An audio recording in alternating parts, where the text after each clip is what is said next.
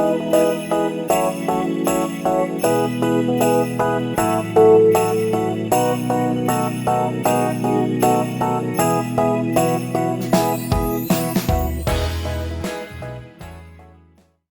Everyone. जैसा कि पिछले कुछ दिनों में हमारे सोशल मीडिया अकाउंट्स जैसे हमारा यूट्यूब चैनल, हमारा फेसबुक पेज या हमारे व्हाट्सएप ग्रुप्स के माध्यम से आप लोग जान ही चुके होंगे। मैं Meghvrat Arya tech automation private limited Meerut से हूँ। मैं एज ए कॉर्पोरेट ट्रेनर इस पूरे एक महीने आपके साथ रहूँगा इस ऑनलाइन इंडस्ट्रियल ट्रेनिंग में। Arya tech automation diploma BTech के लिए समर ट्रेनिंग्स ऑर्गेनाइज करता है अलग अलग टॉपिक्स पे। स्पेशली हम लोग जो डील करते हैं वो इलेक्ट्रिकल, इलेक्ट्रॉनिक्स, इंस्ट्रूमेंटेशन, इस तरह की ब्रांचेस को हम लोग कवर करते हैं। CSIT के लिए भी हमारे पास कुछ मॉड्यूल्स हैं, बट मेनली हमारा जो एरिया है, एरिया ऑफ इंटरेस्ट या जो हमारा वर्किंग फील्ड है वो इलेक्ट्रॉनिक्स, इंस्ट्रूमेंटेशन, इलेक्ट्रिकल, इस तरह की ब्रांचेस से है। नॉर्मली हमारे सेंटर्स पे अब तक समर ट्रेनिंग का आयोजन होती थी, लेकिन इस बार कोरोना पैंडेमिक के बाद उत्पन्न हुए हालातों के कारण इस बार हमारे सेंटर्स पे ट्रेनिंग नहीं हो पा रहा है। और आपका जो बोर्ड है BTE UP, board of technical education UP, उसने भी आपके कॉलेजेस को एक नोटिस के थ्रू रिडायरेक्ट किया है या निर्देशित किया है कि इस बार की जो समर ट्रेनिंग आप लोगों की है या इंडस्ट्रियल ट्रेनिंग आप लोगों की है वो ऑनलाइन के माध्यम से पूरी की जाए। तो ऑनलाइन के माध्यम से एक सबसे बड़ी जो इशू है या सबसे बड़ी जो समस्या आप लोग कह सकते हैं वो ये आ रही है कि ऑनलाइन क्लासेस में आप थ्योरी पार्ट को तो कवर कर सकते हैं, लेकिन जो इसका प्रैक्टिकल पार्ट है, यानी समर ट्रेनिंग का मतलब ही है कि आप अपने हाथों से ज़्यादा एक्सपेरिमेंट्स करें, प्रैक्टिकल्स करें, लेकिन ऑनलाइन के माध्यम से वो पॉसिबल नहीं है। तो हमारा ये प्रयास है कि हम ऑनलाइन ट्रेनिंग के साथ साथ आपको जो ये ऑनलाइन क्लासेस में हम लोग पढ़ाएंगे थ्योरेटिकल पार्ट, उसके साथ साथ हम आपको 2 विकल्प और दें। तो हम आपको 2 विकल्प दे रहे हैं। उसमें ये है कि हमारी ऑनलाइन ट्रेनिंग क्लासेस के बाद में 10 से 12 दिन का एक सेमिनार या एक वर्कशॉप टाइप में हम आपके कॉलेज में ऑर्गेनाइज करें, जिसमें हमारे ट्रेनर्स वहाँ जाकर आपको एक किट प्रोवाइड करें, ट्रेनिंग किट, जो कि मैं अभी आपको दिखाऊंगा किस तरह की ट्रेनिंग किट्स वो होंगी। उन ट्रेनिंग किट्स पे आप लोग अधिक से अधिक एक्सपेरिमेंट्स करें, जिससे आपका जो प्रैक्टिकल पार्ट है जो ऑनलाइन क्लासेस के दौरान कवर नहीं हो पा रहा है वो वहाँ पे पूरा हो जाए। इसके अलावा जो कॉलेजेस हमारे सेंटर्स के नज़दीक हैं, जैसे मेरठ हमारा सेंटर है, आगरा है, या हमारा सेंटर मैनपुरी है, तो वो स्टूडेंट्स हमारे सेंटर पर आकर भी प्रैक्टिकल क्लासेस को अटेंड कर सकते हैं। तो इस ट्रेनिंग के दौरान ये सारी जो ऑप्शंस हैं वो तो हम आपको दे ही रहे हैं। इसके अलावा हम लोग जो ऑनलाइन क्लासेस करा रहे हैं उसमें भी हमारा कोशिश ये रहेगा कि आपको ज़्यादा से ज़्यादा प्रैक्टिकल एक्सपोजर मिले, मीन्स आप ज़्यादा से ज़्यादा प्रैक्टिकल्स देख सकें या सीख सकें। तो उसमें भी हम आपको लाइव प्रैक्टिकल्स करके दिखाएंगे अपनी अलग अलग किट्स के माध्यम से। जैसे मैं आपको दिखाता हूँ, हमारी ये है 37 सेंसर किट है। इसमें 37 अलग अलग प्रकार के सेंसर्स हैं, तो उनकी माइक्रो कंट्रोलर से इंटरफेसिंग, उनकी प्रोग्रामिंग, उनकी सहायता से अलग अलग प्रकार के एम्बेडेड सिस्टम्स डेवलप करना, ये सारी चीज़ें हम इस पूरे एक महीने की ऑनलाइन क्लासेस में कवर करेंगे। लाइव प्रैक्टिकल्स आपको करके दिखाए जाएंगे। उसके बाद ऑनलाइन क्लासेस के बाद आपके कैंपस में, कॉलेज कैंपस में हम ऑनलाइन सेमिनार एक इन कैंपस सेमिनार भी ऑर्गेनाइज करेंगे, जिसमें आप प्रैक्टिकल्स कर सकें इन सेंसर्स पे। तो अभी मैं ओपन करके भी इसका एक बेसिक ओवरव्यू आपको दूंगा। तो ये हमारे अलग अलग सेंसर्स हो गए। इसके बाद हमारी एक मेजर किट होगी। इसमें आपको सारे इलेक्ट्रॉनिक्स के टूल्स जो आपने पढ़े हैं, जैसे आपका आयरन हो गया, आपका निपर हो गया, आपका वायर कटर हो गया, इसके अलावा आपके जितने भी इलेक्ट्रॉनिक कंपोनेंट्स को आपने अभी तक शायद अपने डिप्लोमा में स्टडी किया होगा वो सब हमने इसमें शामिल किया है। अलग अलग प्रकार की ICs हैं, तो उन सब का यूज़ करना, उनको आइडेंटिफाई करना, उनके क्या एप्लीकेशंस है, उन सारी चीज़ों को समझना, उनकी हेल्प से अलग अलग प्रकार के सर्किट्स डिज़ाइन करना, पीसीबीज डिज़ाइन करना, वो सारी चीज़ें इसमें कवर होंगी। इसके अलावा हमारा रोबोटिक किट होगा। इसकी हेल्प से भी आप 8 से 10 अलग अलग प्रकार के रोबोट्स बना पाएंगे। इस तरह की किट रोबोटिक्स के लिए हमारे पास होगी। इन सारी किट्स का एक बेसिक ओवरव्यू मैं अभी आपको देने जा रहा हूँ कि इन किट्स के अंदर क्या क्या कंपोनेंट्स या क्या क्या टूल्स उपलब्ध रहेंगे। तो इस 1 महीने की ऑनलाइन क्लासेस के दौरान हम टोटल 4 कोर्सेज पे काम करेंगे, जिसमें हमारा रोबोटिक्स होगा, एम्बेडेड सिस्टम्स हम आपको यहाँ पे पढ़ाएंगे, आईओटी होगा, इंटरनेट ऑफ थिंग्स, इसके अलावा आपका पीसीबी डिज़ाइनिंग। तो मैं थोड़ा सा पीसीबी डिज़ाइनिंग या एम्बेडेड सिस्टम की बात करने से पहले आपको बता दूं कि इलेक्ट्रिकल इंजीनियरिंग या इलेक्ट्रॉनिक्स इंजीनियरिंग एक्चुअल में होती क्या है, क्योंकि कई बार ये देखा जाता है बच्चों को ये भी बहुत जगह पे क्लियर नहीं हो पाता कि इलेक्ट्रिकल या इलेक्ट्रॉनिक्स में एक बेसिक सा डिफरेंस क्या है। ठीक है, तो अभी हम आपको कुछ डेमो क्लासेस देंगे जो कि फ्री ऑफ कॉस्ट है, उसका कोई चार्ज नहीं रखा गया है, जिससे आपको एक आइडिया रहे कि हम किस तरह से आपकी क्लासेस को ऑर्गेनाइज करने वाले हैं, या किस लेवल की क्वालिटी आपको इन क्लासेस के दौरान मिलेगी, या किस लेवल का प्रैक्टिकल एक्सपोजर आपको इन क्लासेस के दौरान मिलेगा। इन क्लासेस के दौरान या ऑनलाइन क्लासेस के बाद में जो हम प्रैक्टिकल सेशंस आपके कॉलेज में ऑर्गेनाइज करने जा रहे हैं, वहाँ आपको सीखने को मिलेगा। तो उसका एक बेसिक आइडिया आपको मिल सके, उसके लिए हम आपको कुछ डेमो क्लासेस दे रहे हैं पहले। तो सबसे पहले डेमो क्लासेस में मैं आपको सिस्टमेटिकली जो हमारा सिलेबस आपसे शेयर किया गया है उसके अकॉर्डिंग तो नहीं पढ़ा रहा हूँ, बट हाँ कुछ टॉपिक्स बीच बीच से मैं आपसे डिस्कस करूँगा, मैं आपको पढ़ाऊँगा। बट एक छोटा सा बेसिक ओवरव्यू देना ज़रूरी है, क्योंकि जब हम बात कर रहे हैं एम्बेडेड सिस्टम, रोबोटिक्स या आईओटी की, तो सबसे पहले तो एक बेसिक सा डिफरेंस बच्चे इलेक्ट्रिकल और इलेक्ट्रॉनिक्स में ही नहीं कर पाते हैं, तो मुझे वो भी बताना ज़रूरी है। इलेक्ट्रॉनिक्स इंजीनियरिंग या इलेक्ट्रिकल इंजीनियरिंग की हम बात करें तो एक बेसिक डिफरेंस इन दोनों ब्रांचेस में क्या है, या इन दोनों जो टर्म्स हैं इन दोनों में क्या डिफरेंस है। इलेक्ट्रॉनिक्स इंजीनियरिंग में बेसिकली हम इलेक्ट्रॉन्स की स्टडी करते हैं। ठीक है, हम इलेक्ट्रॉन्स को स्टडी करते हैं इलेक्ट्रॉनिक्स के केस में, लेकिन सेमीकंडक्टर के अंदर किसी सेमीकंडक्टर मटेरियल में इलेक्ट्रॉन्स किस तरह से बिहेव कर रहे हैं उसकी स्टडी इलेक्ट्रॉनिक्स के अंदर की जाती है। प्लस सेमीकंडक्टर डिवाइसेस पे, सेमीकंडक्टर मटेरियल से बेस्ड हमारी जितनी भी इलेक्ट्रॉनिक डिवाइसेस हैं उनके एप्लीकेशंस, उनकी मैन्युफैक्चरिंग, अलग अलग इफेक्ट्स के अंडर वो किस तरह से वर्क कर रहे हैं, उन सारी चीज़ों को हम स्टडी करते हैं। जैसे आपका डायोड हो गया, ट्रांजिस्टर हो गया, आपका माइक्रो कंट्रोलर हो गया, आपके इंटीग्रेटेड सर्किट्स हो गए, माइक्रो प्रोसेसर हो गया, इन सारी चीज़ों को हम लोग स्टडी करते हैं। किस वर्किंग प्रिंसिपल पे ये डिवाइसेस आपकी काम कर रही हैं उनको स्टडी किया जाता है। ये सारी चीज़ें इलेक्ट्रॉनिक्स के अंदर हम लोग स्टडी करते हैं। इलेक्ट्रिकल इंजीनियरिंग में क्या होता है, इलेक्ट्रिकल इंजीनियरिंग में भी हम इलेक्ट्रॉन्स की ही स्टडी करते हैं, लेकिन कंडक्टर के अंदर। यानी इलेक्ट्रिकल इंजीनियरिंग में हम इलेक्ट्रॉन्स को स्टडी करते हैं कि वो कंडक्टर के अंदर किस तरह से फ्लो हो रहा है, किस तरह अलग अलग कंडीशंस के अंदर वो किस तरह से बिहेव कर रहे हैं। इसके अलावा कंडक्टिंग मटेरियल्स पे हमारी जितनी भी डिवाइसेस हैं पॉसिबल हैं, उनकी मैन्युफैक्चरिंग से लेकर उनके एप्लीकेशंस, उनके यूजेस, उन सारी चीज़ों को स्टडी करते हैं, या वो किस प्रिंसिपल पे वर्क कर रही है उनको स्टडी करते हैं। फॉर एग्जांपल आपकी एसी मोटर्स हैं, डीसी मोटर्स हैं, आपके ट्रांसफार्मर्स हैं, ट्रांसमिशन लाइंस हैं, वो सब आपके इलेक्ट्रिकल डिवाइसेस हो गए, या इलेक्ट्रिकल इक्विपमेंट्स हो गए, या आपकी इलेक्ट्रिकल मशीन्स हो गई।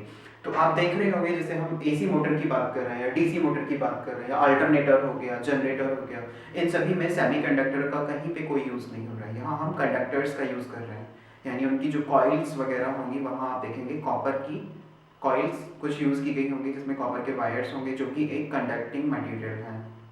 इसी प्रकार से हम इलेक्ट्रॉनिक्स में जिन भी चीज़ों की स्टडी कर रहे हैं वो पूरी तरह से सेमीकंडक्टर बेस्ड है, चाहे वो आपका सिलिकॉन बेस्ड हो, जर्मेनियम बेस्ड हो, या दूसरे प्रकार के अलग अलग प्रकार के सेमीकंडक्टर बेस्ड आपकी डिवाइसेस हों। ठीक है, तो ये एक बेसिक सा डिफरेंस है इलेक्ट्रिकल और इलेक्ट्रॉनिक्स इंजीनियरिंग में। इसके बाद हम बात करते हैं एम्बेडेड सिस्टम की। तो एम्बेडेड सिस्टम को डिफ़ाइन करने से पहले यहाँ पे एक सॉफ्टवेयर को डिफ़ाइन करना बहुत ज़रूरी होगा। सॉफ्टवेयर से पहले भी एक कंप्यूटर प्रोग्राम। तो प्रोग्राम की डेफिनेशन आपने पढ़ी होगी, इंस्ट्रक्शन ऑफ सेट, यानी किसी टास्क को परफॉर्म कराने के लिए अलग अलग इंस्ट्रक्शंस का एक सेट, उसको हम प्रोग्राम बोलते हैं। ठीक है। इसके अलावा किसी कॉम्प्लेक्स टास्क को परफॉर्म कराने के लिए सेट ऑफ प्रोग्राम्स, यानी कई सारे अलग अलग छोटे छोटे प्रोग्राम्स का कलेक्शन या उनका एक सेट जो होता है, उसे हम प्रोग्राम बोल रहे हैं, सॉरी सॉफ्टवेयर बोल रहे हैं। ठीक है। Set of program is called software and set of instructions is called program. तो एम्बेडेड सिस्टम में हमारा क्या होता है, एम्बेडेड सिस्टम में हमारा, अगर मैं सिंपल, बहुत ही सिंपल वर्ड्स में बात करूँ, तो हमारा जो इलेक्ट्रॉनिक सर्किट है या हमारा जो इलेक्ट्रॉनिक्स हार्डवेयर है, इलेक्ट्रॉनिक्स हार्डवेयर और एक सॉफ्टवेयर का कम्बिनेशन होता है, दैट इज एम्बेडेड सिस्टम। यानी एक प्रोग्राम, सॉरी एक सॉफ्टवेयर तथा इलेक्ट्रॉनिक्स हार्डवेयर की मदद से जो सिस्टम डिज़ाइन किया जा रहा है, उसे हम एम्बेडेड सिस्टम बोलते हैं। उदाहरण के तौर पे मेरा ये स्मार्टफोन एम्बेडेड सिस्टम है। इसको कभी ओपन आपने किया होगा तो इसमें देखा होगा आपने, इलेक्ट्रॉनिक्स हार्डवेयर के नाम पे आपको एक पूरी बड़ी सी पीसीबी दिखाई देगी, प्रिंटेड सर्किट बोर्ड दिखेगा, प्लस इसमें सॉफ्टवेयर का भी यूज़ किया गया है। इसके अलावा आपका लैपटॉप है, लैपटॉप भी एम्बेडेड सिस्टम का एक एग्जाम्पल हो सकता है। आपका डिजिटल कैमरा है, कैलकुलेटर है, डिजिटल मल्टीमीटर है, और दूसरा आपका वॉशिंग मशीन हो सकती है, आपका एयर कंडीशनर हो सकता है, आपका डिजिटल थर्मोमीटर हो सकता है। मेडिकल साइंस में अगर हम चले जाएं तो वहाँ आपका ईसीजी मशीन है, इलेक्ट्रोकार्डियोग्राफ, हार्ट की जो हमारी इलेक्ट्रिकल एक्टिविटीज़ होती हैं उनको मॉनिटर करने के लिए, ठीक है, या उनको ग्राफिकल फॉर्म में रिप्रेजेंट करने के लिए ईसीजी मशीन होती है। आपका ईकेजी है, इलेक्ट्रोएंसेफेलोग्राफी, आपके ब्रेन के जो इलेक्ट्रिकल सिग्नल्स हैं उनको स्टडी करने के लिए, वो सब आपका एम्बेडेड सिस्टम ही है। स्टेथोस्कोप है, आजकल आपके डिजिटल थर्मोमीटर्स आ रहे हैं। इसके अलावा आपका ड्रोन है, या अगर हम डिफेंस सेक्टर में चले जाएं तो वहाँ आपका मिसाइल गाइडेंस सिस्टम से लेकर के आपका मिसाइल लॉन्चिंग सिस्टम तक, ये सब एम्बेडेड सिस्टम के ही उदाहरण हैं। इसके अलावा आप बात करें उसमें होम ऑटोमेशन से रिलेटेड, आजकल बहुत सारे अत्याधुनिक डिवाइसेस आ रही हैं होम ऑटोमेशन से रिलेटेड, वो सब आपका एम्बेडेड सिस्टम है। होम ऑटोमेशन हो गया आपका, तो ये सब आपका एम्बेडेड सिस्टम के उदाहरण हैं। तो उम्मीद है आप समझ गए होंगे कि एम्बेडेड सिस्टम एक्चुअल में होता क्या है, बहुत ही सिंपल वर्ड्स में अगर हम बात करें तो अभी मैं आपको जो ट्रेनिंग के दौरान हम कंपोनेंट्स या जिन किट्स पे वर्क करेंगे अपने इन अलग अलग कोर्सेज में, चाहे वो एम्बेडेड सिस्टम हो, चाहे वो पीसीबी डिज़ाइनिंग हो, या बेसिक इलेक्ट्रॉनिक्स हो, या सर्किट डिज़ाइनिंग हो, सिंपल सर्किट डिज़ाइनिंग, तो उनकी जो किट्स हैं उसका एक बेसिक ओवरव्यू भी मैं आपको दे रहा हूँ। तो इस पूरी ट्रेनिंग के दौरान जैसे एम्बेडेड सिस्टम के अंदर आप इन 37 सेंसर्स को स्टडी करेंगे। ये हमारी किट है 37 सेंसर्स किट। इसके बारे में मैंने अभी थोड़ा सा बेसिक ओवरव्यू भी दिया, मैं आपको दिखा देता हूँ किस प्रकार के सेंसर्स ये होंगे। जैसा कि आप इसमें देख पा रहे हैं अलग अलग प्रकार के सेंसर, जैसे ये हमारा अल्ट्रासोनिक सेंसर हो गया। इसकी सहायता से आप किसी प्रकार के ऑब्स्टिकल का पता कर सकते हैं, डिस्टेंस मेज़र कर सकते हैं, जो कि आपके अल्ट्रासोनिक वेव्स पे कार्य करता है। ये आपका अल्कोहल सेंसर हो गया, इसकी सहायता से आप ये पता कर सकते हैं किसी व्यक्ति ने ड्रिंक किया है या नहीं किया है। ये आपका DHT11 सेंसर हो गया, ह्यूमिडिटी सेंसर। इसकी सहायता से हम हमारे तापमान, उसमें वातावरण में आर्द्रता का पता करते हैं। आर्द्रता आप लोग जानते होंगे, वातावरण में जो नमी होती है उसको हम आर्द्रता या ह्यूमिडिटी कहते हैं। उसको आप इसकी सहायता से मेज़र कर सकते हैं कि कितने % ह्यूमिडिटी है हमारे वातावरण में या एटमॉस्फेयर में। ये आपका LPG जो हमारी गैस होती है, लिक्विफाइड पेट्रोलियम गैस, वो कहीं से रिस तो नहीं रही है, उसका कहीं से रिसाव तो नहीं हो रहा है, लीक तो नहीं हो रही है, उसको मेज़र करने के लिए यूज़ होता है। इसको हम स्टडी करेंगे। ये आपका पल्स सेंसर है, हार्ट की शेप में आपको नज़र आ रहा होगा पल्स सेंसर। इसकी सहायता से हम हार्ट बीट्स को मेज़र कर सकते हैं। ये आपका रोटरी एनकोडर हो गया।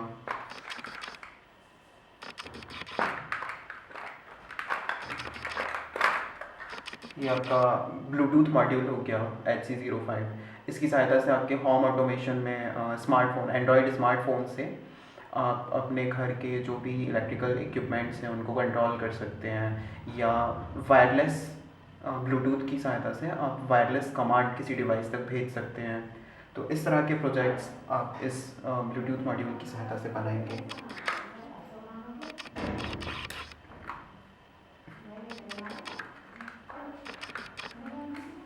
ये आपका ऑब्स्टिकल सेंसर हो गया, किसी प्रकार के ऑब्स्टिकल को डिटेक्ट करने के लिए, या आपकी किसी लाइन को डिफ्रेंशिएट करने के लिए, ये पता करने के लिए कि जैसे हमारी वाइट सरफेस पे कोई ब्लैक लाइन है या ब्लैक सरफेस पे वाइट लाइन है, उनको डिटेक्ट करने के लिए सेंसर का यूज़ किया जाता है रोबोटिक्स में।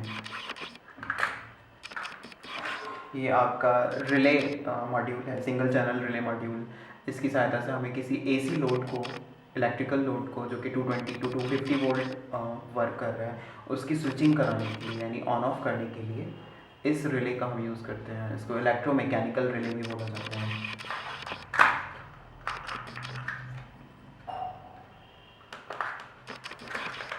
ये आपका जॉयस्टिक है, मैं आपको दिखाता हूँ।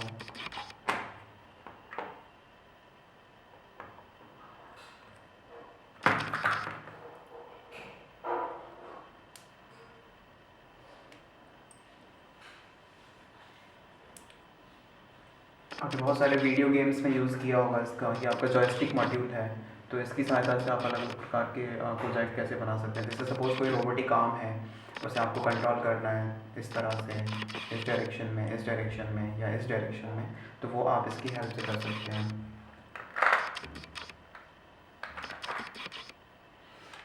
ये आपका ADC है, analog to digital converter module है, यानी हमारे पास कोई एनालॉग सिग्नल है तो इसकी सहायता से आप उसे डिजिटल सिग्नल में कन्वर्ट कर सकते हैं। इन सारी चीज़ों की हम स्टडी करेंगे एम्बेडेड सिस्टम में। और बहुत सारे अलग अलग प्रकार के सेंसर्स हैं, जैसे कि हमारा हॉल सेंसर है, आपने हॉल इफेक्ट को पढ़ा होगा, तो हॉल इफेक्ट पे वर्क करता है। इसी प्रकार से और भी बहुत सारे सेंसर्स हैं जिनको हम स्टडी करेंगे। जैसे ये आपका फ्लेम सेंसर हो गया, ये आपका टेम्परेचर सेंसर हो गया। तो इस तरह के बहुत सारे सेंसर्स हैं जिनको हम स्टडी करेंगे। माइक्रो कंट्रोलर के साथ उनकी इंटरफेसिंग किस प्रकार से होगी उसे स्टडी करेंगे, उनको किस तरह प्रोग्राम करना है वो सारी चीज़ें स्टडी करेंगे। इसके अलावा उनकी सहायता से हम कैसे कोई एम्बेडेड सिस्टम बना सकते हैं वो सारी चीज़ें स्टडी करेंगे। ये हमारी दूसरी रोबोटिक किट है। इस रोबोटिक्स किट की हेल्प से आप अलग अलग 8-10 प्रकार के रोबोट्स बना सकते हैं। जैसे ये 4 व्हील्स हैं, ये हमारी double shaft DC gear Motors हैं, ये हमारी पूरी माउंटिंग किट है जिसमें आपका व्हील्स वगैरह आपको दिख रहे होंगे, सॉरी आपको कुछ नट स्क्रूज और ये कुछ स्पेसर वगैरह नज़र आ रहे हैं। इधर आपका बैटरी होल्डर है। इस तरह की ये किट होगी हमारी। उसके बाद हमारी एक मेज़र किट है जिसमें आपको अलग अलग प्रकार के टूल्स रहेंगे, आपको अलग अलग प्रकार के डिस्क्रीट कंपोनेंट्स होंगे।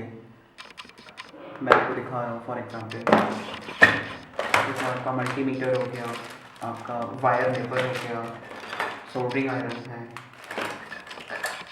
आपका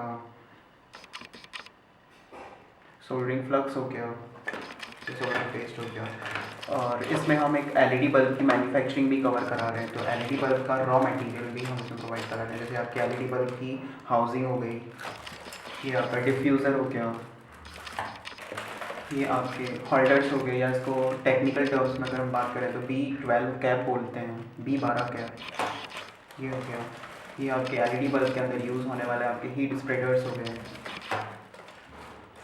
आपकी BT136 ट्राइक हो गया, आपके PN जंक्शन डायोड्स हैं, अलग अलग प्रकार की लॉजिक गेट ICs हैं, एंड गेट IC हो गई।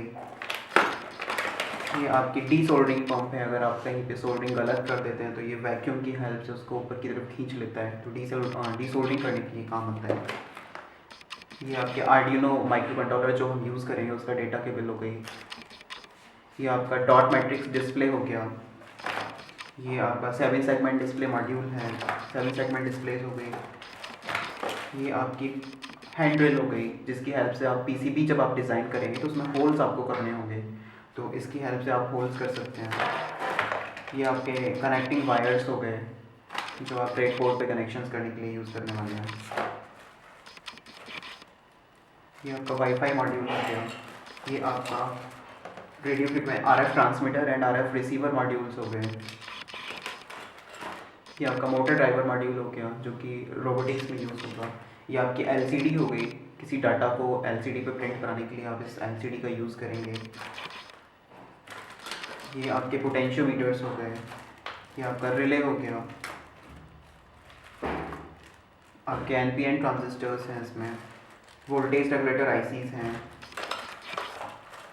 इलेक्ट्रोलाइट कैपेसिटर्स हो गए अलग अलग वैल्यूज़ के, बैटरी के कनेक्टिंग वायर्स हो गए या बैटरी स्नैप हम बोल सकते हैं, सोल्डरिंग वायर हैं, 9 वोल्ट बैटरीज हैं, अलग अलग प्रकार के आपके सिरेमिक कैपेसिटर्स हो गए, बहुत सारे अलग अलग 30-40 प्रकार के आपके 30 अलग अलग वैल्यूज़ के इसमें रेजिस्टेंस आपके हो गए।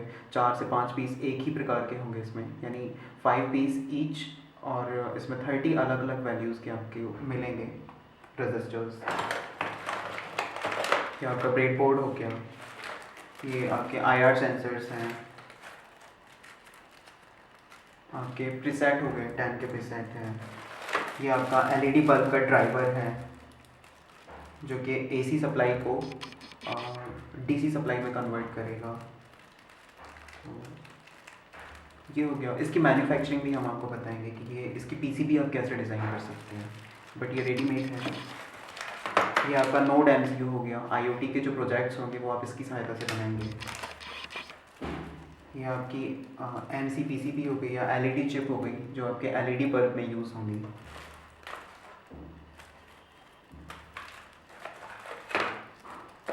ये आपके फोटो रेजिस्टर्स या एलडीआरस हो गए। ये आपकी अलग अलग कलर की एलईडीज़ हो गई। ये आपके स्विचेस हो गए। ये टॉगल स्विच है हमारा, किसी आईसी को या किसी माइक्रो कंट्रोलर को एक ट्रिगर पल्स देने के लिए नॉर्मली यूज़ होता है। ये आपके एनटीसी टाइप के थर्मिस्टर्स हो गए। थर्मिस्टर आपने पढ़ा होगा। ये आपके 2 पिन पीबीटी कनेक्टर्स हैं, आपके पीएनपी ट्रांजिस्टर्स हैं। ये आपकी आईआर एलईडीज़ हो गई। फोटो डायोड्स हैं, इसमें बजर्स हैं। किसी प्रोजेक्ट में आपको कोई वार्निंग अलार्म इस तरह का कुछ देना है तो वहाँ आप बजर का यूज़ करेंगे।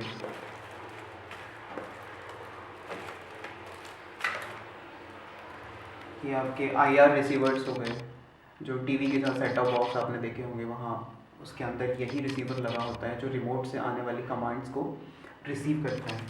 तो इसकी हेल्प से आप अपने कुछ प्रोजेक्ट्स क्रिएट कर सकते हैं। ये आपकी रिले ड्राइवर आईसी हो गई।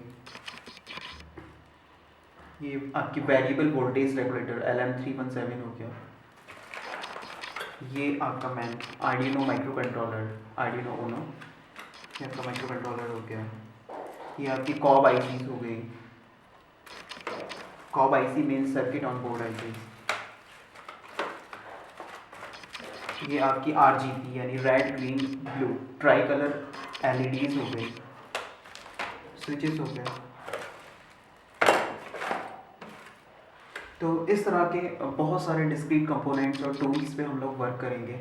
लाइव क्लासेस के दौरान भी आपको प्रैक्टिकल्स करके दिखाए जाएंगे जिससे आप समझ सकें। इसके बाद में आपके कॉलेज में जो सेमिनार हम ऑर्गेनाइज करेंगे वहाँ भी इस तरह की किट्स आपको रहेंगी जिससे आप ज़्यादा से ज़्यादा प्रैक्टिकल्स करके ज़्यादा से ज़्यादा नॉलेज गेन कर सकें। और ये हम एक डार्क एक्टिवेटेड लाइट के सर्किट को एनालाइज करने जा रहे हैं। इसकी सर्किट एनालिसिस के बाद हम इसे ब्रेडबोर्ड पे इम्प्लीमेंट भी करके देखेंगे। उसके बाद इसका पीसीबी कैसे डिज़ाइन होगा वो भी आपको बताएंगे। तो डार्क एक्टिवेटेड स्ट्रीट लाइट आपने रोड्स पर कई जगह देखा होगा। कुछ स्ट्रीट लाइट्स लगी होती हैं जिन्हें इवनिंग टाइम में मैन्युअली ऑन या अगले दिन मॉर्निंग में ऑफ करने की आवश्यकता नहीं होती। तो उसमें क्या होता है, एलडीआर लाइट डिपेंडेंट रेजिस्टर या फोटो रेजिस्टर का इस्तेमाल किया गया होता है जो लाइट की इंटेंसिटी को ऑटोमेटिकली डिटेक्ट करता है और हमारे एसी लोड की या किसी भी तरह के बल्ब वगैरह की स्विचिंग करा देता है। तो ये हमारा सर्किट डायग्राम इसके लिए रहेगा। सर्किट डायग्राम को एक्सप्लेन करने से पहले मैं कुछ चीज़ें हैं जो आपको एक्सप्लेन करना ज़रूरी समझता हूँ। जैसे हमारा एक एसपीडीटी रिले है, ये हमारा रिले है।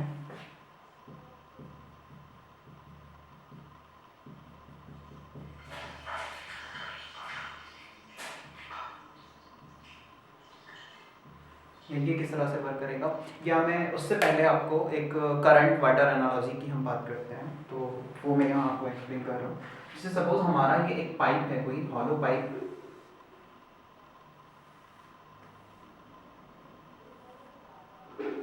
ये हमारा एक इस तरह का पाइप है, ठीक है।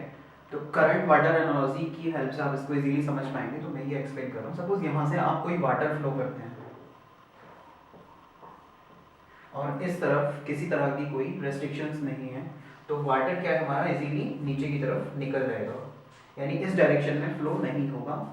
हाँ, अगर वाटर का प्रेशर बहुत ज़्यादा है तो हो सकता है थोड़ा बहुत इस डायरेक्शन में वाटर हमारा फ्लो हो, अदरवाइज सारा वाटर जो पानी है हमारा डाउनवर्ड डायरेक्शन में निकल जाएगा। दूसरी कंडीशन हम ले सकते हैं, यहाँ पे हम कुछ रेस्ट्रिक्शंस यानी कुछ रॉक्स या पत्थर वगैरह भर दें पार्शियली, तो हमारा वाटर इससे टकरा के वापस किस डायरेक्शन में जाएगा, इस डायरेक्शन में जाने लगेगा थोड़ा बहुत, या अगर बहुत ज़्यादा हम इसको फिल कर दें, रॉक्स पूरी तरह से क्लॉग कर दें, तो हमारा वाटर इस तरफ भी अब फ्लो होने लगेगा। इधर भी होगा लेकिन अब इधर कम होगा, ठीक है। ये आप समझ गए होंगे। उसी तरह से हमारा जो एलडीआर होता है उसकी वर्किंग मैं थोड़ा सा बता दे रहा हूँ। ये हमारा कोई ग्राफ है, इस तरफ हमारी लाइट की जो इंटेंसिटी है वो बढ़ रही है, लाइट इस डायरेक्शन में लाइट की इंटेंसिटी बढ़ रही है, और इस तरफ जो है हमारा रेजिस्टेंस आर वो बढ़ रहा है।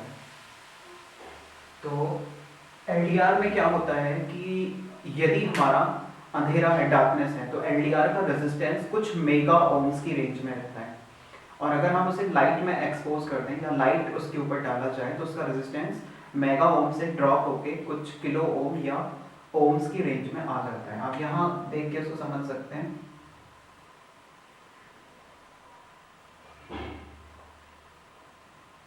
लाइट की इंटेंसिटी आप देख रहे हैं इस पॉइंट से इस तरफ बढ़ रही है, रेजिस्टेंस इस तरफ बढ़ रहा है।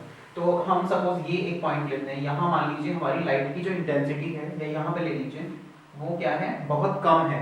तो आप देख रहे हैं यहाँ पे रेजिस्टेंस हमारा मैक्सिमम है, कुछ सपोज हमारा मेगा ओम्स की रेंज में है ये यहाँ पे। उसके बाद जैसे ही लाइट थोड़ा सा और बढ़ा, आप यहाँ आ जाइए, लाइट हमारा थोड़ा सा और बढ़ा, तो हमारा जो रेजिस्टेंस आप देख रहे हैं डिक्रीज हो गई, यहाँ आ गया, यानी कुछ किलो ओम्स की रेंज में। उसके बाद हमारा लाइट और थोड़ा सा इंटेंसिटी बढ़ रहा है, तो आप देख रहे हैं यहाँ पे कहीं इस तरह से रेजिस्टेंस जो है वो हमारा और डिक्रीज हो गया, यानी सपोज कुछ किलो ओम्स में। और थोड़ा सा लाइट बढ़ा अगर, तो हमारा आप यहाँ देखिए रेजिस्टेंस की वैल्यू और डिक्रीज हो गई इस पॉइंट पे, ठीक है। तो ये हमारे एलडीआर की कैरेक्टरिस्टिक कर्व समझ लीजिए, या कैरेक्टरिस्टिक ग्राफ होता है। इस तरह से हमारा एलडीआर वर्क करता है। तो एलडीआर की वर्किंग आप समझते होंगे।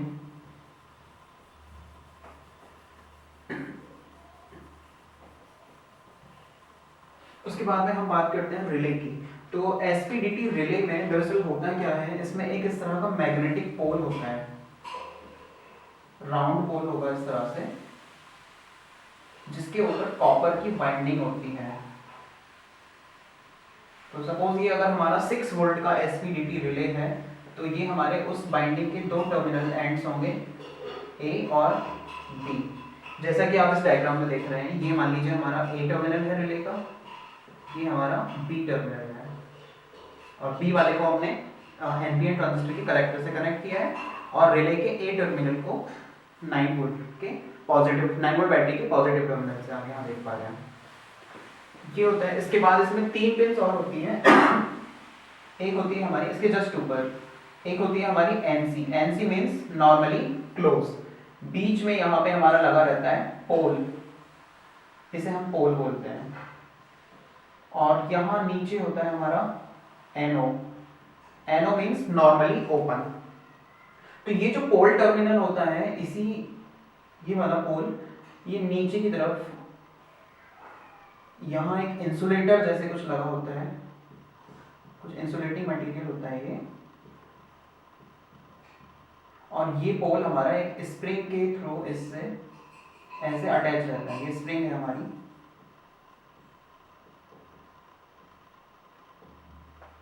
तो होता क्या है, जब तक यहाँ पे हमारा जो इसकी कॉइल की ए और बी टर्मिनल से यहाँ पे हमारा कोई इलेक्ट्रिकल कनेक्शन नहीं है, यानी यहाँ पे हमारा सर्किट कंप्लीट नहीं है। सपोज ये बी से कनेक्ट है, तो ट्रांजिस्टर का जो आउटपुट है, निगेटिव आउटपुट, करेक्टर से हमें निगेटिव मिलेगा, वो लो है यानी जीरो है, और यहाँ से पॉजिटिव हमें मिल रहा है।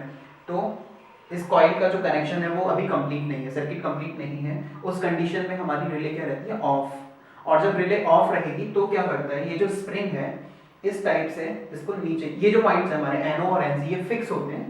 पोल जो टर्मिनल है वो मूवेबल होता है अप डाउन डायरेक्शन में।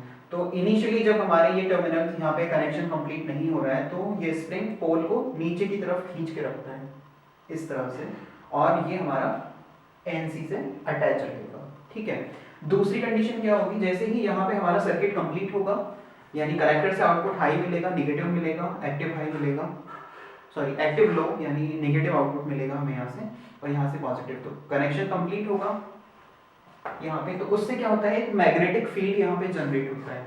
वो मैग्नेटिक फील्ड की वजह से ये जो पोल है, ये आयरन की पत्ती होती है एक्चुअली, तो वो मैग्नेट इसको नीचे की तरफ अट्रैक्ट करती है, खींचती है। तो ये इस तरह से तो अभी क्या हुआ, जैसे ही यहाँ मैग्नेटिक इफेक्ट जनरेट हुआ, ये इसको नीचे की तरफ खींचेगा। तो अभी ये पोल टर्मिनल यहाँ से ब्रेक होके इसके साथ में आके ऐसे शॉर्ट हो जाता है।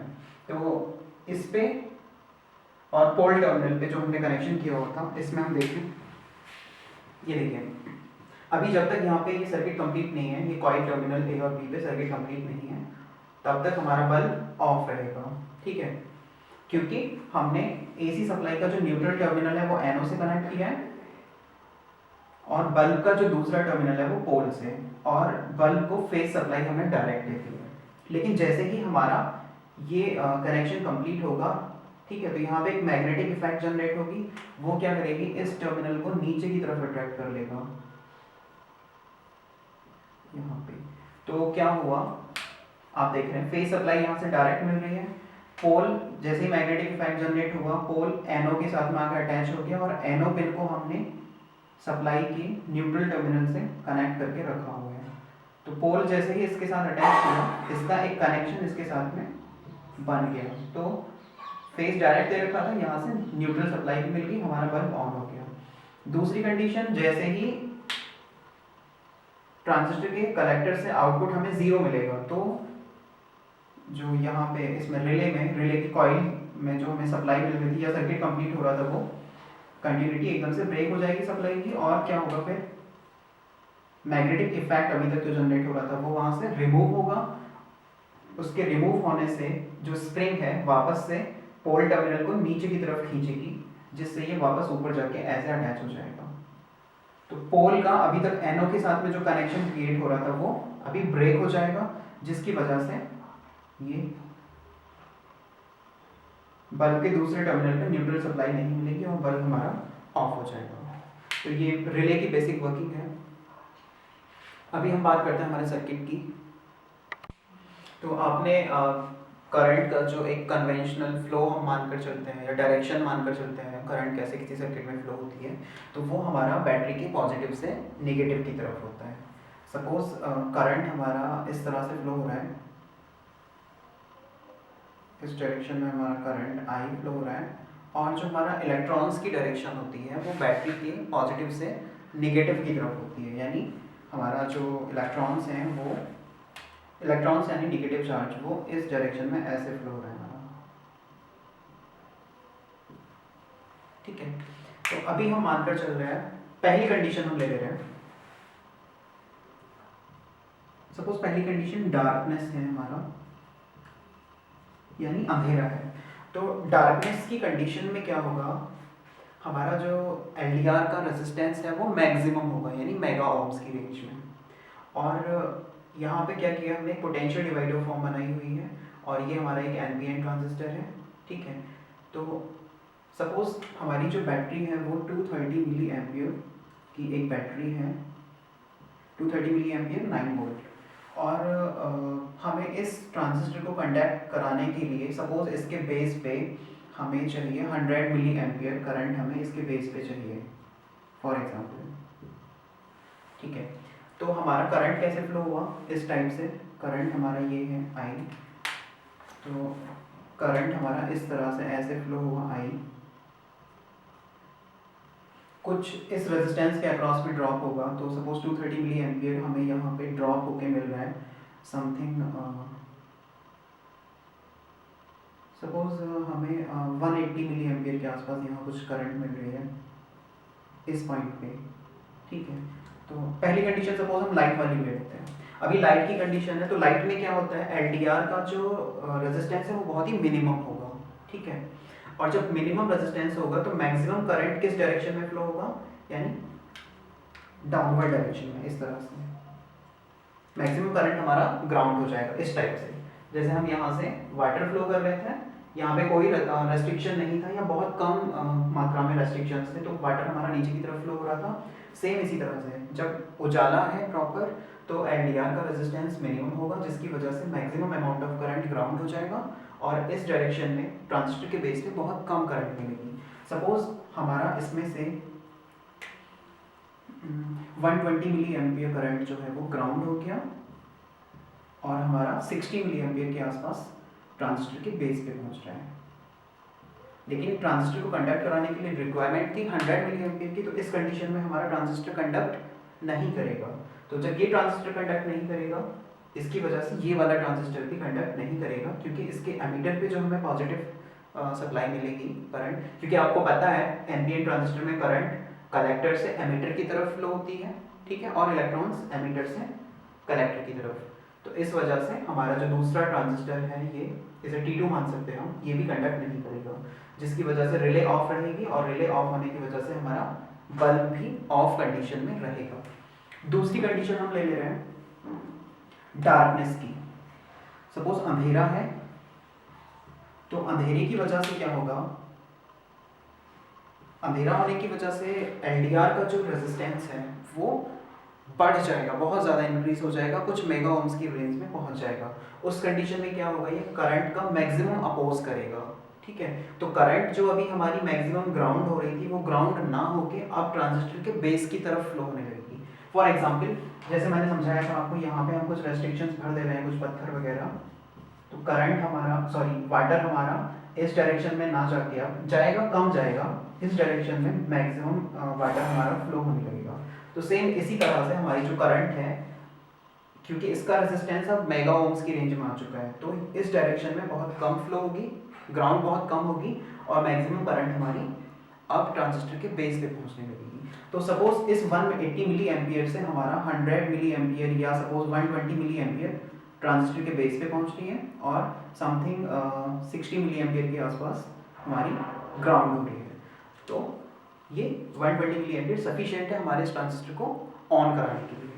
तो जैसे ही ट्रांजिस्टर के बेस पे एक एक्टिव हाई यानी 120 मिली एम्पियर का करंट पहुंचा, हमारा ट्रांजिस्टर कंडक्ट कर गया, जिसके कारण हमारा कलेक्टर से एमीटर की तरफ एक करंट फ्लो हुआ। ये कलेक्टर क्योंकि बैटरी के पॉजिटिव से कनेक्ट है, कलेक्टर से एमीटर की तरफ, और यहाँ पे आप देख रहे हैं ये इसके दूसरे ट्रांजिस्टर के बेस पे कनेक्ट है। ठीक है, तो ये करंट इसके बेस से एमीटर की तरफ फ्लो हुआ और इलेक्ट्रॉन्स, क्योंकि मैंने बताया एनपीएन ट्रांजिस्टर में एमीटर से कलेक्टर की तरफ फ्लो होते हैं, तो ये हमारे T2 ट्रांजिस्टर से जो इलेक्ट्रॉन्स हैं वो इसके एमीटर से होते हुए कलेक्टर पे पहुंचने लगे। तो कलेक्टर पे हमें क्या मिल गया, एक नेगेटिव चार्ज, और रिले का दूसरा टर्मिनल हमने परमानेंटली बैटरी के पॉजिटिव से कनेक्ट करके रखा ही हुआ है। उसकी वजह से हमारी ये रिले कंडक्ट कर गई। ठीक है, जिसकी वजह से हमारा जो बल्ब है वो ऑन हो गया। रिले की वर्किंग मैंने बताया एकदम, जैसे ही यहाँ पे इलेक्ट्रॉन्स मिलेंगे यानी नेगेटिव चार्ज मिलेगा तो रिले हमारी कंडक्ट कर जाएगी। जो पॉइंट अभी यहाँ से ओपन है वो मैग्नेटिक इफेक्ट जनरेट होने की वजह से ये नीचे आके ऐसे टिप हो जाएगा। तो ये न्यूट्रल टर्मिनल बल्ब के दूसरे टर्मिनल के साथ में शॉर्ट हो जाएगा, जिसकी वजह से हमारा बल्ब जल जाएगा। तो इस तरह से हमारा डार्क एक्टिवेटेड जो लाइट्स होती हैं वो इस तरीके से वर्क करती है। इसको अभी हम ब्रेडबोर्ड पे इम्प्लीमेंट करेंगे, फिर उसका पीसीबी डिज़ाइन भी देखेंगे। मैंने यहाँ पे भी ड्रॉ कर लिया है। इसे हम ब्रेडबोर्ड पे इम्प्लीमेंट करेंगे। ब्रेडबोर्ड पे इम्प्लीमेंट करने का मतलब ये होता है कि आप इसमें किसी भी कंपोनेंट को इंसर्ट कर सकते हो और इस टाइप से आप इंसर्ट करके उसके कनेक्शंस डायग्राम के अकॉर्डिंग हम करके उसको वर्क करा के देख सकते हैं। ऐसा हम इसलिए करते हैं जिससे हमें श्योर हो जाए एक बार कि हमने जो सर्किट डिज़ाइन जो सर्किट है हमारा वो प्रॉपर है या उससे उस तरीके का आउटपुट मिल भी रहा है जैसा हम चाहते हैं या नहीं। तो पहले इस पर एक बार इम्प्लीमेंट करके हम उसको टेस्ट कर लेते हैं और अगर उस तरीके से आउटपुट नहीं मिल रहा है जैसे हम चाहते हैं तो हम सर्किट को मॉडिफाई कर सकते हैं।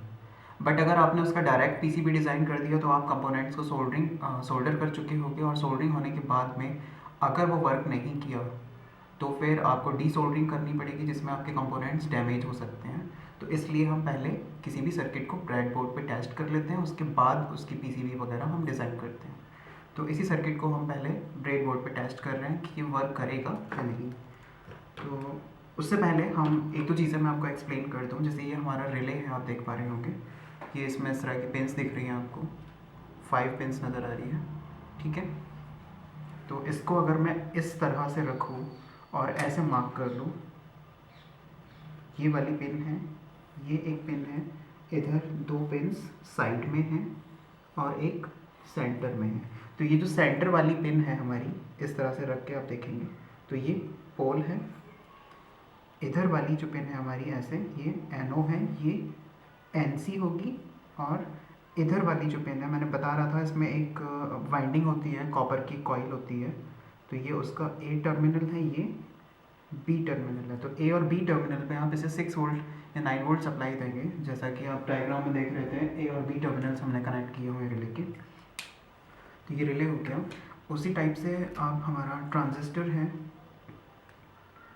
आगे जब हम इसको स्टार्टिंग से पढ़ेंगे तो हर कंपोनेंट की टेस्टिंग, उसके पिन आउट्स को भी समझेंगे, लेकिन क्योंकि डेमो है तो मैं आपको ऐसे ही बता रहा हूँ, अभी ज़्यादा उसमें एक्सप्लेन नहीं कर पा रहा हूँ। उसी टाइप से हमारे ये ट्रांजिस्टर है, तो ट्रांजिस्टर की टेस्टिंग भी आपको बताई जाएगी कि आप एनपीएन और पीएनपी ट्रांजिस्टर कैसे फाइंड आउट करेंगे, फिर उसमें उसकी कौन सी पिन एमीटर है, कौन सी कलेक्टर है, कौन सी बेस है, वो कैसे पता लगेंगे। लेकिन यहाँ पे हमारे पास ऑलरेडी मैं आपको बता दे रहा हूँ, ये एनपीएन ट्रांजिस्टर है जिसका नंबर है BC547। यहाँ बी का मतलब है कि ये हमारा सिलिकॉन से बना हुआ है, और सी का मतलब है ये ऑडियो फ्रीक्वेंसी एम्पलीफिकेशन के लिए यूज़ किया जाना है, ठीक है, ये इसका एप्लीकेशन होता है। तो इसमें जब आप ट्रांजिस्टर को ऐसे करके देखेंगे, सामने की तरफ ऐसे फ्लैट नज़र आएगा, तो उसमें पहली पिन हमारी कलेक्टर है, second pin base, third pin emitter. ये मैंने आपको बता दिया अभी के लिए, बट आगे हम आपको ट्रांजिस्टर की टेस्टिंग करना भी सिखाएंगे। अब इस डायग्राम के अकॉर्डिंग हम कनेक्शंस करके देखते हैं। सबसे पहले हाँ, मैं आपको थोड़ा सा ब्रेडबोर्ड के बारे में भी बता देता हूँ। ब्रेडबोर्ड को अगर आप पीछे की तरफ से देखेंगे तो इसमें इस टाइप से एक रो होती है जो कि शॉर्ट होगी, हॉरिजॉन्टली शॉर्ट होगी ऐसे, ठीक है। उसके बाद हमारे कॉलम्स होते हैं, एक कॉलम है ऐसे, ये आपको नज़र आ रहा होगा। उसके बाद में प्लास्टिक का एक इंसुलेशन दिया हुआ है यहाँ पे, फिर दूसरा कॉलम है, फिर थर्ड कॉलम। इस टाइप से हमारे कॉलम्स होते हैं, ये हमारी रोज़ होती हैं, ठीक है। तो रोज़ में आप देख रहे हैं पहला, दूसरा, तीसरा, चौथा, पाँचवा, 5 सेगमेंट के बाद में ये रोज़ ब्रेक हो जाती है। ये पहली रो है, तो 5 सेगमेंट के बाद में यहाँ एक ब्रेक होता है। तो अगर आप यहाँ पे भी कोई कनेक्शन करना चाह रहे हैं तो आपको इसे शॉर्ट करना रहेगा यहाँ पे, ठीक है, जैसे मैं करके बता रहा हूँ अभी। और इसमें कंपोनेंट्स इंसर्ट करते समय एक चीज़ हमें ध्यान में रखनी होती है कि कंपोनेंट्स हम जो लगाते हैं वो हम यहीं पे लगाएंगे, कॉलम्स में ही, ठीक है। और सबसे इम्पोर्टेंट चीज़ ये ध्यान रखनी होती है कि हम किसी भी कंपोनेंट को ऐसे इस पर वर्टिकली ना लगाएं, क्योंकि आप वर्टिकली ऐसे कुछ लगा रहे होंगे तो सपोज़ एक ही कंपोनेंट के 2 या 2 से ज़्यादा टर्मिनल्स एक ही कॉलम में आ सकते हैं, इससे कंपोनेंट शॉर्ट हो जाएगा। तो हमें ध्यान ये रखना है कि कंपोनेंट के जो टर्मिनल्स हैं वो हमेशा अलग अलग कॉलम्स के अंदर इंसर्ट हों, ठीक है। कॉलम नंबर कुछ भी हो सकता है, वो मैटर नहीं करता, बट कंपोनेंट के जो टर्मिनल हैं वो अलग अलग होल के अंदर इंसर्ट होना ज़रूरी है। तो सबसे पहले अब इस ब्रेड बोर्ड में हम पावर सप्लाई देंगे, जैसे आपको बैटरी लगा हुआ दिख रहा है, ये पॉजिटिव,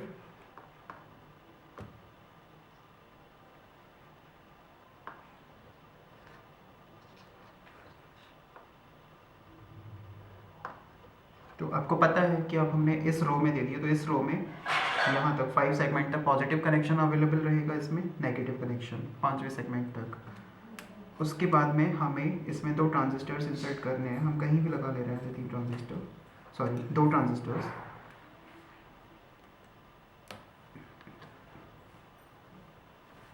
ये लगा गया। उसके बाद मैंने बताया था इनको सामने से देखने पे इनकी जो थर्ड पिन है वो एमीटर है। तो आप देख रहे हैं दूसरे ट्रांजिस्टर की जो एमीटर टर्मिनल है वो बैटरी के नेगेटिव से यानी ग्राउंड है। तो ये हमारा दूसरा ट्रांजिस्टर है, इसको मैंने बैटरी के नेगेटिव से यानी ग्राउंड कर दिया।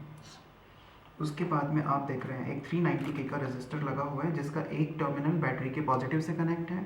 तो ये 390 के का रेजिस्टर है, इसका एक टर्मिनल मैंने बैटरी के पॉजिटिव से कनेक्ट कर दिया। उसके बाद आपका एक LDR है जिसका एक टर्मिनल बैटरी के निगेटिव से कनेक्ट है, तो ये मैंने निगेटिव से कनेक्ट कर दिया। अब आप देख रहे होंगे LDR और 390 के रेजिस्टर का एक एक टर्मिनल आपस में एक दूसरे को ज्वाइन कर रहे हैं यानी कनेक्ट कर रहे हैं। तो इसे हम किसी भी एक कॉलम में, सेम कॉलम में इंसर्ट कर लेंगे। ये हो गया।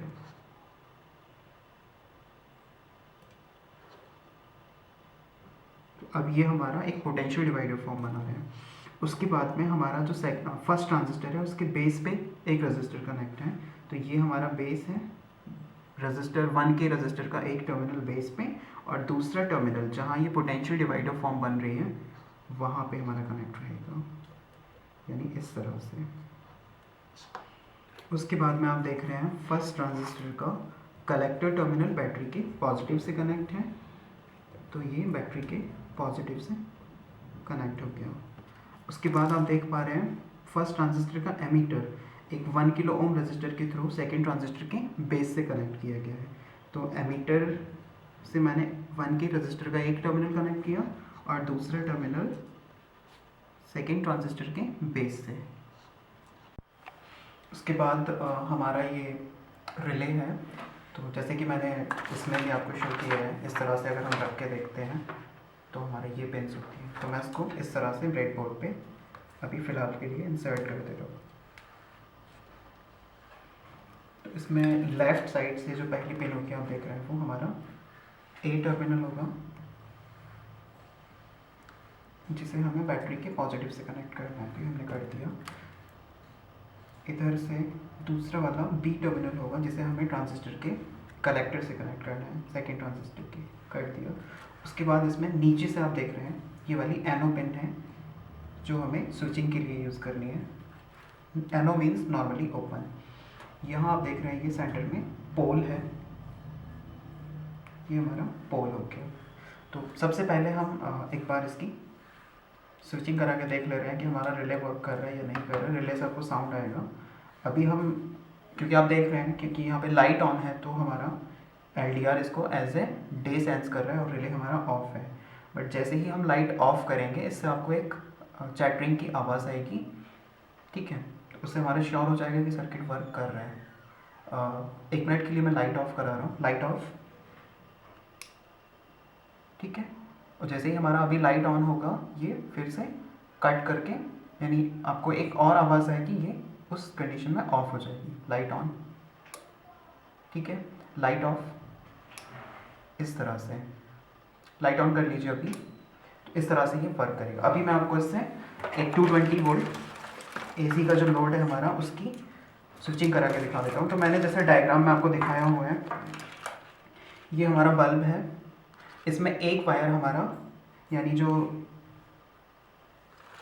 न्यूट्रल है वो हमारा डायरेक्ट कनेक्ट किया हुआ है हमने डायग्राम के अकॉर्डिंग, और बल्ब का जो दूसरा टर्मिनल है वो हमारा रिले के एनो से कनेक्ट है।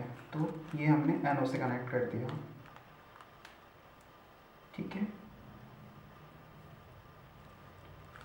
उसके बाद में पावर सप्लाई का जो फेस टर्मिनल है वो हमारा बल्ब के, सॉरी ये वाला हमारा जो पोल टर्मिनल है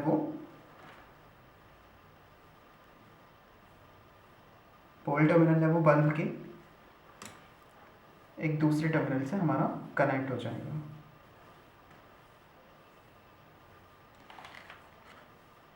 इस टाइप से।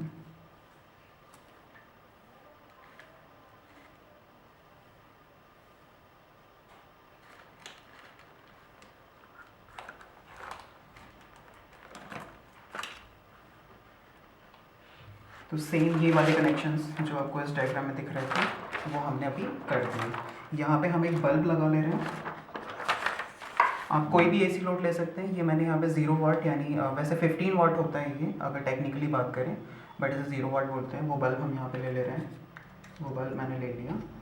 उसके बाद मैं इधर से इसे एसी सप्लाई ले रहा हूँ। ये हमारा बोर्ड है, ये एक्सटेंशन बोर्ड है। यहाँ से मैंने इसे पावर सप्लाई दे दिया है 220 वोल्ट।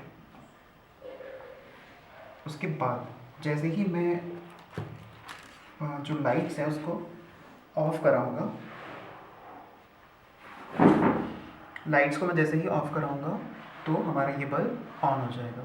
ठीक है, light of, sorry light on. थोड़ा सा कनेक्शन में प्रॉब्लम है, ये लूज है यहाँ से। लाइट ऑफ, ठीक है, लाइट ऑन। तो अभी आपने देखा ये ब्लिंक कर रहा था, तो ऐसा इसलिए कि जैसे ही इसने डार्कनेस को सेंस किया एलडीआर ने, इसने हमारे सर्किट को ऑन कर दिया, जिससे हमारा बल्ब ऑन हो गया। बल्ब के ऑन होने से जैसे ही यहाँ पे लाइट हुआ, एलडीआर ने फिर से उसको एज ए लाइट डिटेक्ट कर लिया, और लाइट डिटेक्ट करते ही इसने फिर से उसको बंद कर दिया। तो इसकी वजह से ये एक फॉल्स ट्रिगरिंग होती रहेगी। तो इसलिए हमें ये ध्यान रखना होता है, ये जो हमारा सर्किट है एलडीआर वाला, इसे थोड़ा सा दूर रखना होता है बल्ब से। तो मैं बल्ब को इसके पास ना पकड़ के थोड़ा सा दूर पकड़ूंगा, यानी नीचे की तरफ। तो लाइट आपको दिख जाएगा, लाइट ऑन, लाइट ऑफ। ठीक है, इस पर डायरेक्ट लाइट नहीं पड़ना चाहिए। ठीक है, light on, light of, light on, light of. तो आप देख रहे होंगे जैसे ही मैं लाइट ऑफ करा रहा हूँ ये हमारा बल्ब जल रहा है। लेकिन मैं इसे बाहर की तरफ लेके आ रहा हूँ तो ये डायरेक्ट लाइट इस पर पड़ रहा है, उसको एज ए डे सेंस करके ये फिर से ऑफ कर देता है, और जैसे ही ऑफ करता है अंधेरा होने की वजह से एलडीआर उसे फिर से ऑन कर देता है। तो ये फॉल्स ट्रिगरिंग होती है, इसलिए हमें इसे थोड़ा सा दूर रखना पड़ेगा जब भी आप इसे कहीं पे इम्प्लीमेंट करेंगे। तो आप नीचे की तरफ देखेंगे तो आपको लाइट चल रहा होगा, जलता हुआ दिखेगा। जैसे ही मैं लाइट ऑन करा रहा हूँ तो ये बंद हो जाएगा, लाइट ऑन। ठीक है, आई होप आप ये समझ गए होंगे। Thank you.